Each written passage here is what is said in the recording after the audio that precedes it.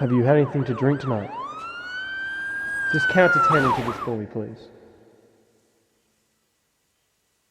Court can be a daunting experience. If you've been summoned to court for an offence such as drink driving, there are a few things you should know before appearing. A summons means that you are required, by law, to appear in court. If you don't turn up on the specified date, a warrant for your arrest will be issued. Your summons is likely to look something like this. A summons can be a little difficult to understand, but the main points are easy to find. The offence that you committed is in the middle of the summons, underneath your address.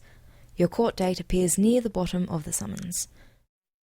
If you wish to discuss your summons, take it in to legal aid who can explain it further.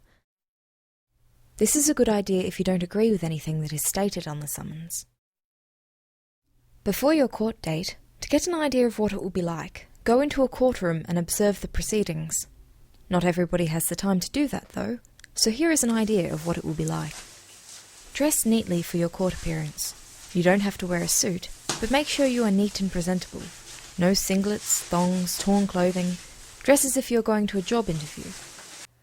On the day of your court appearance, don't drive to court if you're appearing for a driving-related offence, because your licence will most likely be disqualified as part of your punishment. It is worth noting that the police had to suspend your licence on the spot if you were .05 or over and a special driver, and for all other drivers if you were .1 or over. Be early. Arrive at court with enough time to find the room you are in. Chances are it will be in courtroom 1, but always check to make sure. There is a list of names inside the main doors to the court. Hi, I'm John Stewart. I'm supposed to be in court today. Oh, let's have a look here. Let the court officer know you have arrived. This is so that your case is placed in the list. Do you need to speak to a duty lawyer at all today? At this point, if you would like more advice about your case, you can speak to a legal aid duty lawyer. Duty lawyers can advise you about proceedings. Nah, I think I'll be okay. Do I just go in? Just go and take a seat. If the magistrate is already there, you should bow to them. Make sure that your phone is turned off and they'll call your name shortly. Thank you. Bowing is a sign of respect for the court. Mr. Sharp, I find you guilty of the offence. You will be convicted and fined $250 and court costs of $65. Your licence will be disqualified for 2 months. How long do you need to pay? 3 months, Your Honour. Very well, 3 months. If you're having trouble paying, go to the court registry downstairs and ask for an extension. Whilst the magistrate is speaking, pay attention so you don't miss anything. It will give you an idea of how your case will run. All right?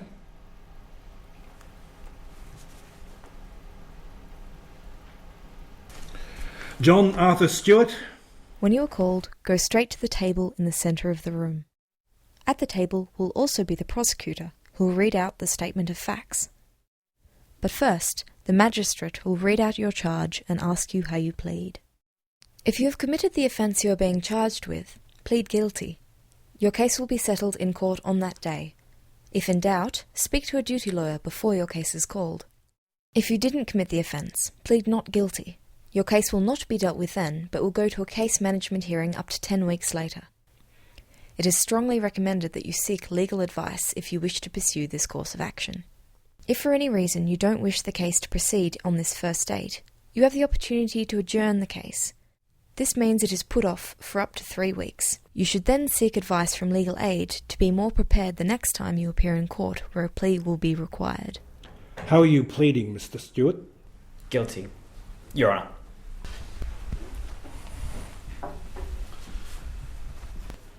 About 10:40 p.m. on Thursday, 16 September 2010, police observed a maroon-coloured Ford Focus bearing ACT registration YGF71X travelling east along Canberra Avenue, Fyshwick, in the Australian Capital Territory at an excessive speed. If you don't agree with any of the facts stated, make a note of them and raise it with the magistrate later.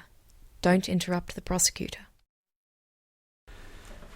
At 11:23 p.m, the defendant provided a sample of his breath that was sufficient for analysis.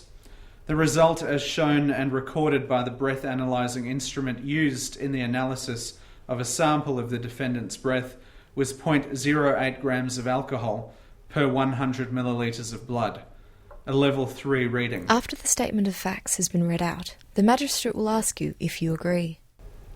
Those are the facts, Your Honour. Do you agree with the facts? Yes.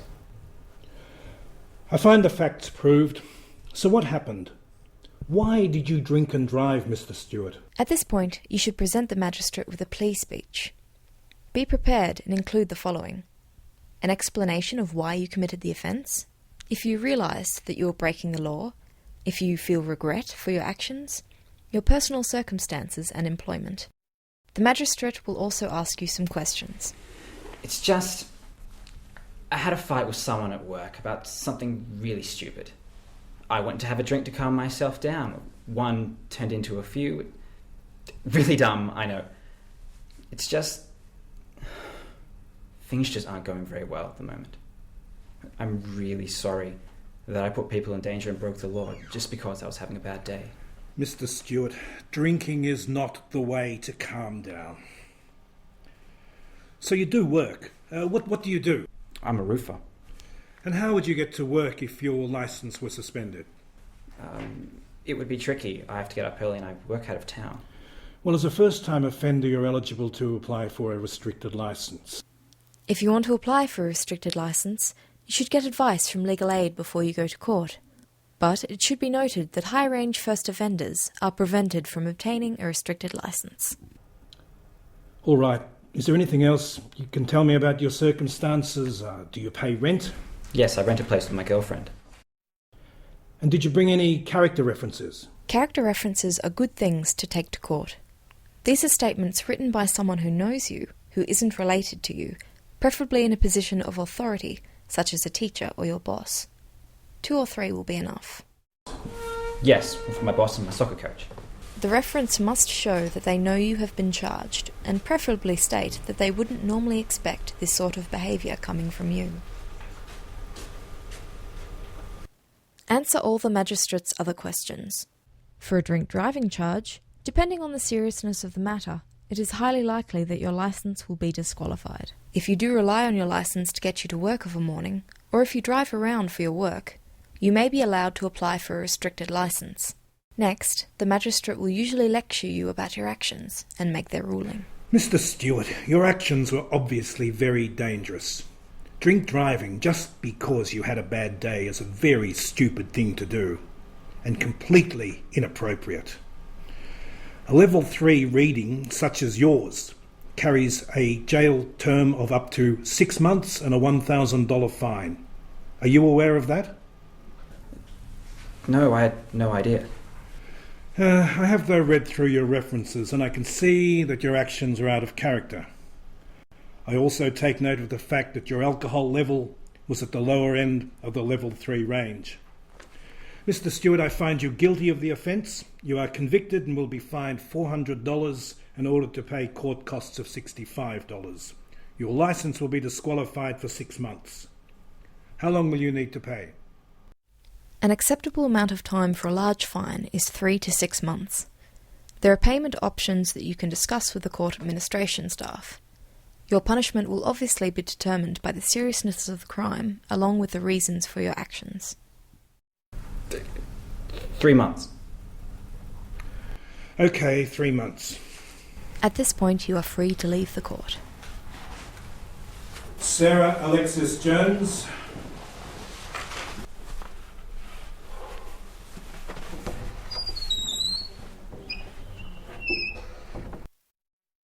If you are still confused about anything, call Legal Aid.